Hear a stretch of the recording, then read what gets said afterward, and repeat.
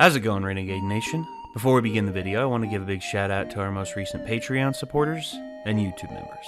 Pixely Wolf, Gabriel Potter, Jason Green, Base564, Grayscale, Ty Bennett, Casey, Pro Tomahawker, Lucius, Austin Davis, Anthony, Noriden XD, Boop the Snoot, Michael Tieran, Nick, Kaya the Great, Christian Andre Cavande, Seven Gates, Aaron Bates, Diablo2604, Slivarium, Octocat, Redemption, It's Silver, Aubrey Byrne, Starkiller SCP-049, Thoughtful 03 Guy, JK844, D, Ariel, and as always, I want to give a big shout out to our executive producers, Bevan Brummett and Tavon. Thank you all very much for your support.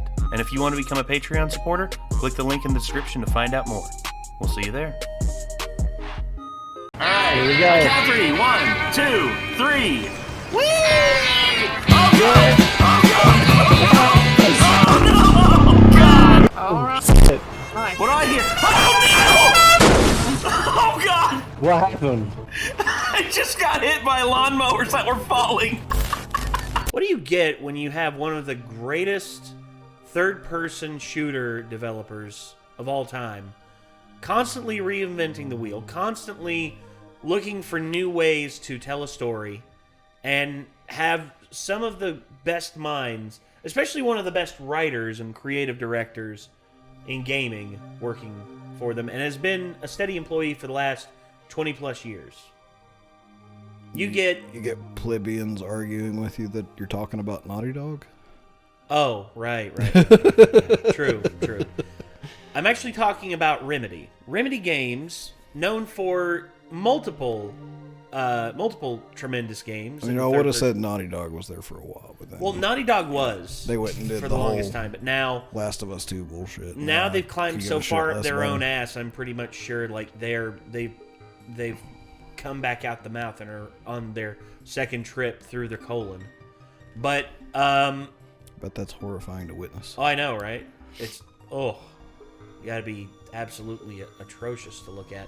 But Remedy, Not to mention the smell.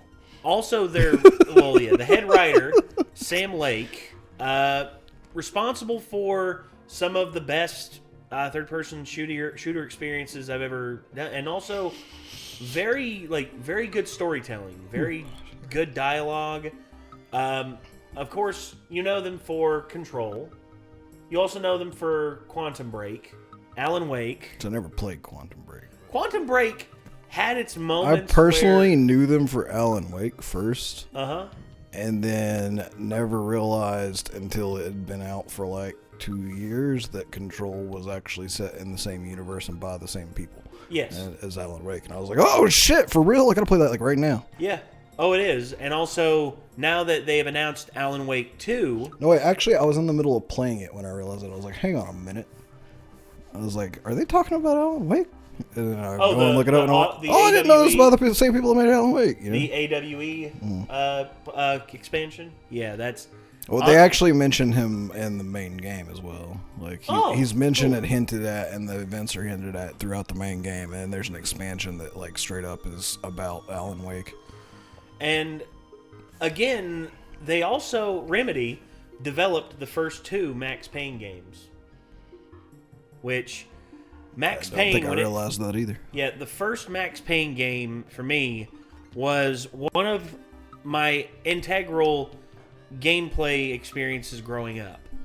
I remember my teacher telling me about it, my history teacher, or my geography teacher, him telling me about it, and basically saying, it's a great game, it's a lot of fun, and I remember when they released it on Xbox and PlayStation 2, and I remembered Xbox, my friend Andrew had an Xbox, we got Max Payne, and we played all the way through it. And I gotta be honest, dude, holy hell. What a game. And then, the second Max Payne game, here's what I'll say about that game. The ports of it are what killed it. That and the length. I would say the length of the game was definitely the one thing that did it in. the first game had a good long story to it, good long overarching plot. The second one, I think it could have done with a couple more plot devices and everything like that, but Remedy basically crafted with those two games something amazing, and both of them played on PC are still amazing to this day. The ports for Max Payne 2 are what did it in, because the port for Xbox was all right. The port for PlayStation 2 was atrocious. Like, there was textures missing, horrible like audio quality issues, bad like player model like bugs and all that. It was just a buggy mess, and it should not have been released. As amazing as the PS2 was, like later in its run, when the Xbox had come out, there was, I noticed several games that were clearly made for PC and Xbox level, and then they were neutered on the PlayStation 2. Splinter Cell was one that I got to play on PlayStation 2, and like I remember I used to use strategy guides back at that time, and I got a Splinter Cell strategy guide, and like most of it didn't add up for the strategies they were giving you, because they were like, now shoot the lights out here, and on PS2 you would shoot that light fixture, nothing would happen. Yeah, because like all of the lights in the game were basically breakable on Xbox, but like they were 50-50 on PS2, and there were a shit ton of lights that just weren't even breakable, which kind of ruined the fucking point of the game. Well, again, the main reason why is because the original Xbox was more powerful than the original PlayStation 2, and the problem with it is that the ideal console experience for a lot of games back in the day that went either PS2 or Xbox, everyone said that the Xbox experience was better every time, and that's true with Max Payne and Max Payne 2, because Max Payne on PS2. Actually, I remember looking at the reviews online back when GameSpot was GameSpot and actually cared about writing about video games. They actually gave Max Payne 2 or Max Payne 1 on the Xbox like a 9, and on the PS2 like an 8. And I'm like, wonder why that is. And then Max Payne 2, they gave the Xbox version an 8.4. And the one for Max Payne 2 on PS2, a 6.5. And I'm like, okay, what the hell's going on? And then I played the PS2 version, and then I understood. And the main problem with Remedy and Max Payne was that Max Payne was developed while Remedy was working under Rockstar. And Rockstar basically told Remedy, after they developed Max Payne 2, yeah, F off, we're taking the Max Payne property, and you all just gotta suck it. Basically. Damn. And Remedy struck out on their own, became an independent developer outside of Rockstar, and this is where we find ourselves today. That so far they've developed like great games with amazing narratives, and this one's no different. Control is a great game. Control is tremendous. Yeah. And you'd think that when I started playing it, I didn't know what to expect exactly, and I'd heard some people like shit talk it and stuff.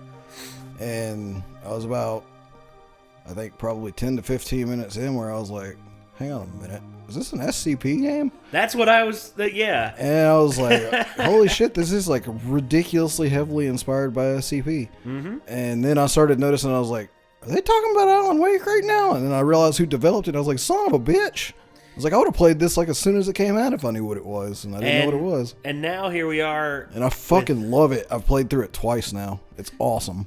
And now here we are with Alan Wake 2 on the horizon, after over 10 years of teasing it, with American Nightmare and various. I got Alan Wake remastered on the PS5. Plays amazing, looks amazing. You still need to play Control before it comes out. Yeah, I do. Control's kind of integral to what's going on with Alan Wake by the looks of it. All right. I highly doubt that. Forgot her fucking name, but I highly doubt that the director from Control that you play as is not going to show up at some point in Alan Wake 2 as well.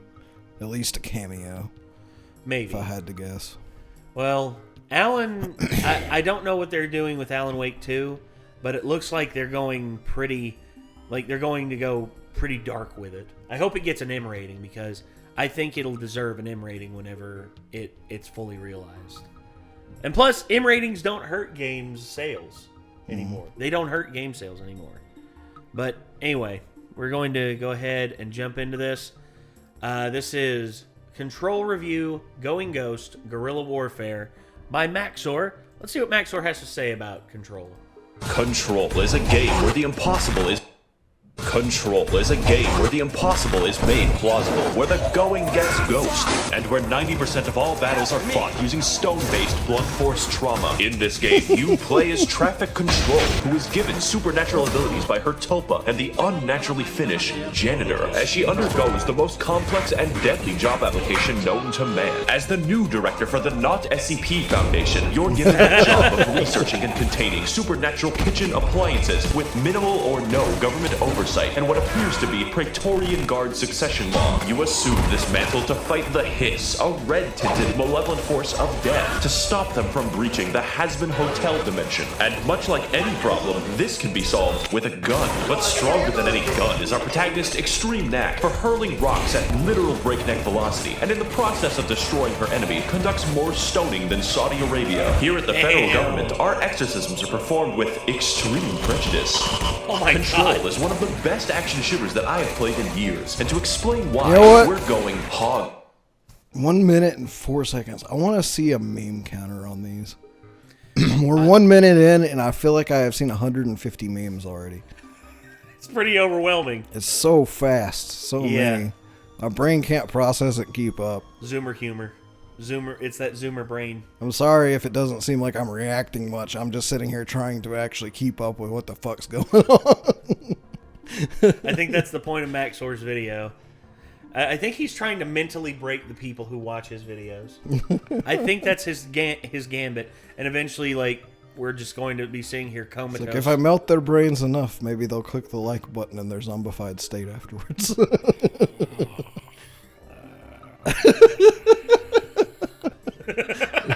I was already going to click the like button anyway. Wild. So don't take this as legitimate consumer advice, because I am as qualified and intelligent as an EA executive. Instead, I ask you to join me in untangling the thrilling combat, the stellar visuals, the unusual plot, and a save system more malformed than Charles II. Oh, that's saying something. Help me!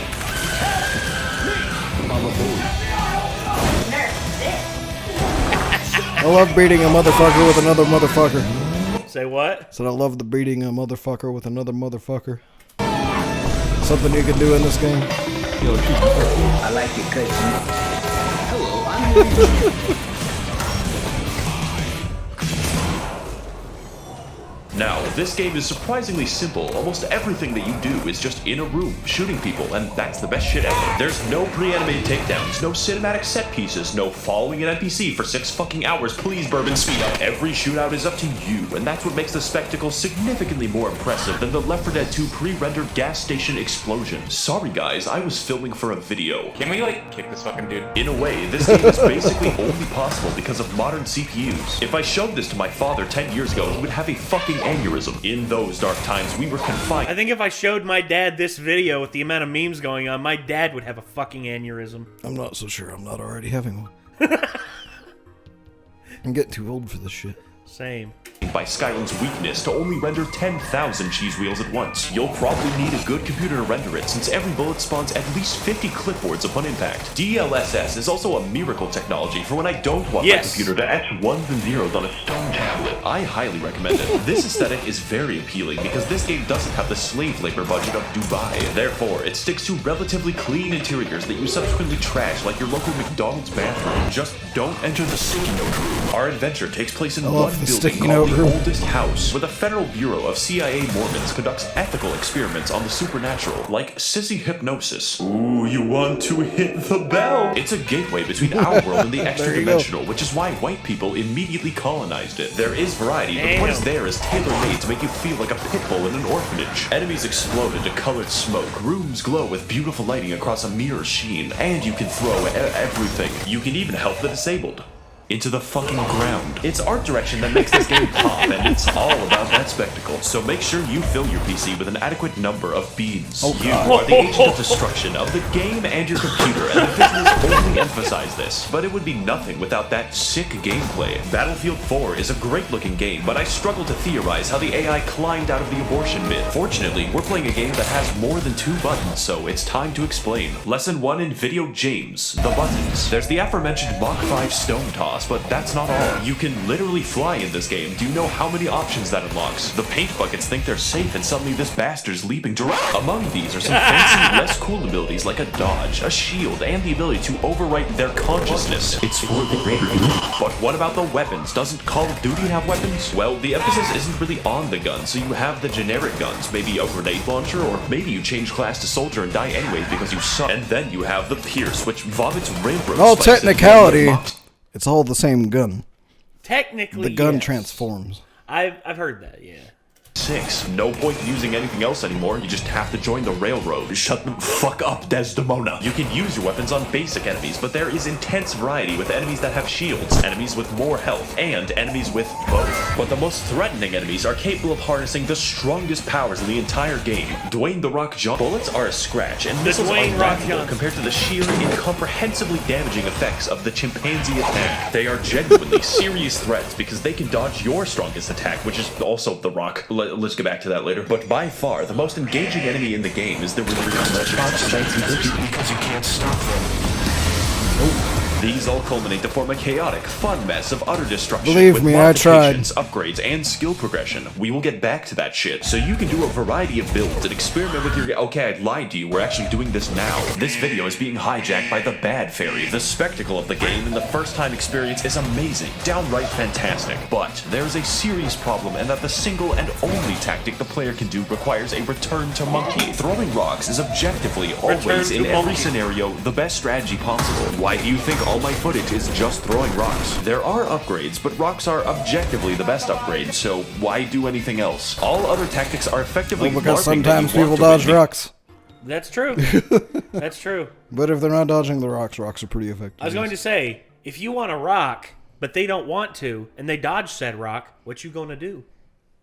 Because of all things, Antifa gaming is how you win. Every fight, every time. This will grate you by the end, and it makes repeated playthroughs repetitious. But Maxor, why can't you just use a different strategy if throwing rocks gets so boring? Well, this wouldn't be a problem in a normal game designed by a non-Finnic ethnicity. However, this is an enemy at the beginning of the game, and this is an enemy near the end. I fully upgraded this gun. Effectively, enemies scale faster than you can upgrade your weaponry, which makes you weaker and more pathetic by the end of the game. There is, however, one strategy that actually gets more effective as you level it. Can you guess what it is? To get the exact same dopamine as you did at the beginning, you have to use rocks or you're literally gimping yourself. It's like going to the zoo, but you're told the only way to see other animals is to jump into the chimp exhibit. It would be nice if I could choose more ways to be more effective, but the game has chosen for me. I should be allowed to feel more powerful as the game goes on, especially if you fill the game with literal RPG mechanics. Do not get me started on the mods. 90% of them are shit like save ammo when levitating, shoot 5% more, receive more money on Christmas if it's a Tuesday. On my first playthrough, I went the entire game without finding a single damage mod. The grind has literally no relationship to success whatsoever, so consider ignoring it. But what can't be ignored is our motivation. Why are we here? Where is the nearest Walmart? How I found so many damage mods. How could you not get one the whole time? What the fuck? I guess Max. That is so unlucky. Hold on. Yeah, that was you all played it around. This was released around the same time that you played it. Yeah, weird. That is super weird. Like literally, like I had 3 damage mods, 3 big ass fucking damage mods on my shotgun. Like, and like you know, he was like shooting that guy towards the end of the game. Like enemies that level, if I got that shotgun in their face and hit them in the head, neck area, like they fucking exploded. It's insta-kill? Like, yeah, it was like basically just as good as a rock. Damn. So, okay. That's why, that explains it though. If he got no damage mods, that explains why. Like, he may have upgraded the slots on the gun, but damage mods are where it's at. Basically, you know, necessary to actually make the gun do things. Well, there you go. evade the police after create bomb. These answers and more can be found in the lore, a strange tale of a janitor and a whore. I love this game for the experience that it gave me once, and the story is a huge part of that, so it's time to explore. The oldest house is a building out of time, shifting as you progress, a barrier between us and the cosmos. We appear to be under the influence of terrifying cosmic beings that control its operations called the Board. I just went shopping at Home Depot. These fuckers are inhuman, non-Euclidean voices originating from a gigantic, inverted pyramid in the astral plane. You need a goddamn thesaurus to describe them, and everyone just kind of listens to their commands for seemingly no reason. Sorry, Joe Biden, in real life, the polyhedron gets the girl. In the midst of this bullshit, there's also a cosmic war going on between beings of sound. The first is the Red Hiss, a force of death which invades and occupies the oldest house to spread its dominion, and the other is Polaris. Polaris is trapped inside a fucking tetrahedron. This necessitates the conscription of our protagonist to fight the cosmic war for them. At least we have a game. And to make matters worse, there is yet another mysterious, extra-dimensional presence lingering in the halls, the most powerful of them all. Janitor. A Finnish guy. Yeah. It's a big plot point that he lends you his Walkman. That's how fucking strong they are. Take my cassette player. You can borrow it. The song is a present from my friends to you. Huh? If he's about to go where I think he is and spool the best part of the entire game, I'm going to be kind of sad. Because I don't want you to have the best part of the entire game spoiled for you. I hope he doesn't. It will get you through the maze so you can do your job. The only issue is that this unfolds due to fetch quests exclusively. Oh, Jess, we need to. I don't think he is. Oh, I gotta find Dylan. Oh boy, we're in the prison now. Oh, it looks like Dylan walked by himself past me, back to exactly where I began the quest, causing all my time to be wasted. Oh, what's that, Dylan? I gotta find the spooky tetrahedron. Oh, crinklety crack. There goes my back. In reality, the plot is uniquely simple, and you could probably remove your brother from the story. There's this one moment where Dylan expresses doubt for your cause. The Foundation kidnapped him. It hurt Jessie and then made her director within 3 seconds of walking in. The story is a struggle between a good side and an evil side. Every salient point that Dylan makes is kind of shrugged off as him being just crazy. And Jessie's just like, oh man, you know, the guys who kidnapped my brother, I'll work for him without questioning that. Almost had nuance or moral complexity there. Good thing that I levitated over it. Now all I have to do is put my brother in a fucking coma. Stop screaming, Dylan. This is all slightly offset by the presence of one Dr. Darling, whose personality is so Who is strong actually that you Alan only Wake. assume the- Huh? Who is actually Alan Wake. He's the same voice actor. Oh. built around him. Alan When I Wake's became voice actor tired is of the playing Dylan- Dr. Darling in the game, and there's all kinds of videos with him. It's fucking awesome. Saga, Darling was there dancing on a projector in my mind palace.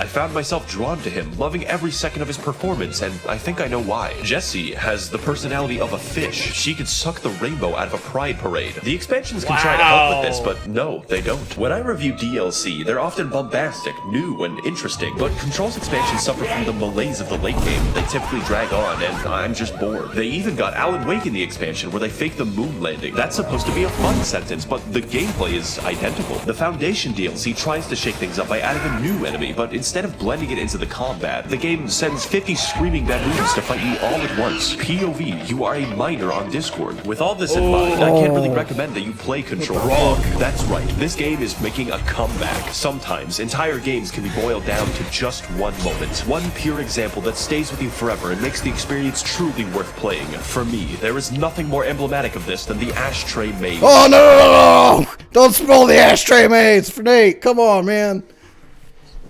God damn it. I've heard of the Ashtray Maze. It's the best part of the game. I've heard about it. Oh, well, we've come this far. I guess. Hold on. Damn it, they're not down here. I forgot. I had those noise canceling headphones. I was going to put those on and just be like, Hold on. So you know in Alan Wake, the fucking rock stage. Yeah. Yeah, the Ashtray Maze is basically the equivalent of the rock stage, but in Control. Like, it's that moment for this game. Damn. Yeah. It's fucking awesome. And like she even says that was awesome when it's over and shit. Like, you know, just like an Alan Wake where he's like, that was awesome. Yeah. And it was. It's kick ass. So if you're interested in playing Control, here is the magic word. This. Say, there you go. Yeah, okay. At least he gave a spoiler warning. Yeah.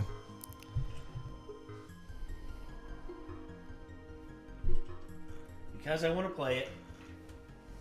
Nick, you can okay. finish the video. Okay. Let me know whenever it's over, okay? Alright. Alright.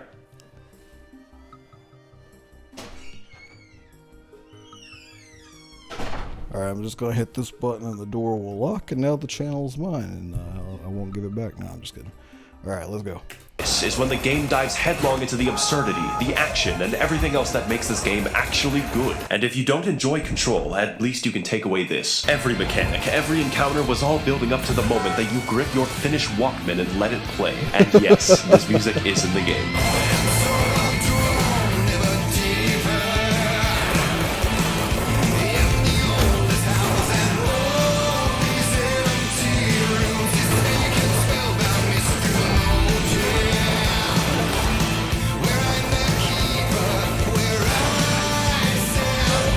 The game might not be worth playing, but Ashtray Maze is a recommend. I would like to thank the kind and truthful members of the federal government for adequately funding my clandestine operations in Peru. If you'd like to contribute towards the understanding of the supernatural objects that are my videos, you can head to my Patreon to learn more. Thank you all for watching and screaming, and of course, mermaids are real. Alright, you should be able to come back now. Nate!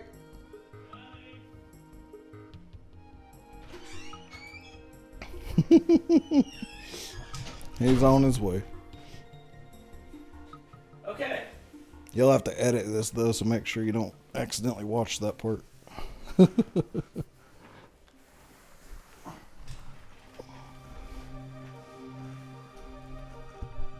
Okay, so there you go. That was Maxor's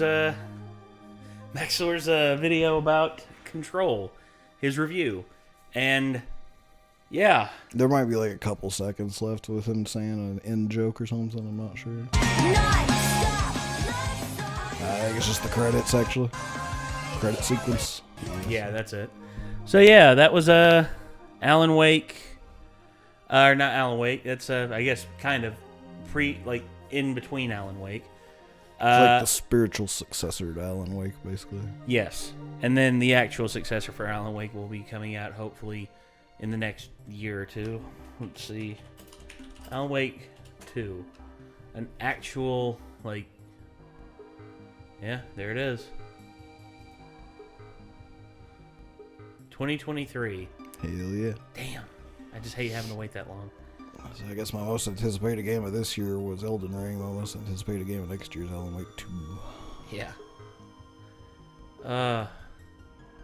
So I know everybody and their brother's like, Breath of the Wild 2. And I'm like, I don't care that much. So yeah, the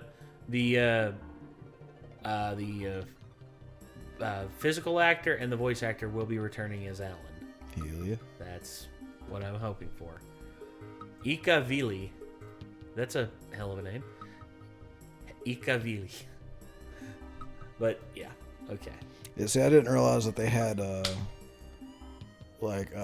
mean, I guess it makes sense because I was like, man, he looks completely different, like with the glasses off and stuff, you know, but at the same time, I was like, he might be a different guy, but like, I guess they're using his voice, like, that makes sense now, if that guy's the physical actor, and then they got the voice actor separately. Because basically, like, you know how they had the Dr. Darling videos with, like, him, the voice actor, playing Dr. Darling? Well, like, they're also, like, live-action Alan Wake shots in Control's expansion as well. So, like, there's a live-action version of Alan, and it's, I guess, you know, Valley or whatever his name was. Yeah. but it's still being voiced by, I guess, Matthew. Matthew Porcello. Yeah. I think that's his name. But I gotta say, just from watching what I watched here, I'm making this comment down below. Our brains are officially well done after that.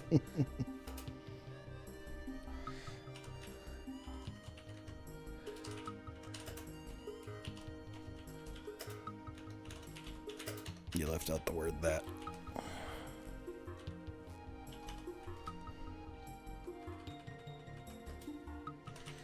See, I forgot to type that, and there you go. Hopefully that's giving you some more interest in playing it. Oh, yeah, dude. Absolutely. I was already interested in playing it. It's just my whole thing was, finding the time and, just like trying to make it to where I could play it and enjoy it. And I might stream it. I don't know. Just depends. So That'd be cool if somebody streamed it on the channel, because it'd be kind of pointless for me to stream it at this point since I've already played it through twice. So I already know basically everything that happens. Yeah. Well, either way, that was a... Plus you streamed Alan Wake 2, so... Alan Wake Remastered. So, see? Our brains are deep fried right now. yes, they are. You streamed the Alan Wake Remaster already, so it would make sense for you to stream Control now. Yeah. All right. Well, I think that's gonna do it for this one, everybody. This was Maxor's review of Control. If you want to see more from Maxor, click his name in the title of the video. If you want to see more from us, be sure to subscribe. Be sure to leave a like on the video. And until next time, I'm Nate. I'm Nick. We'll see you later, everybody. Peace.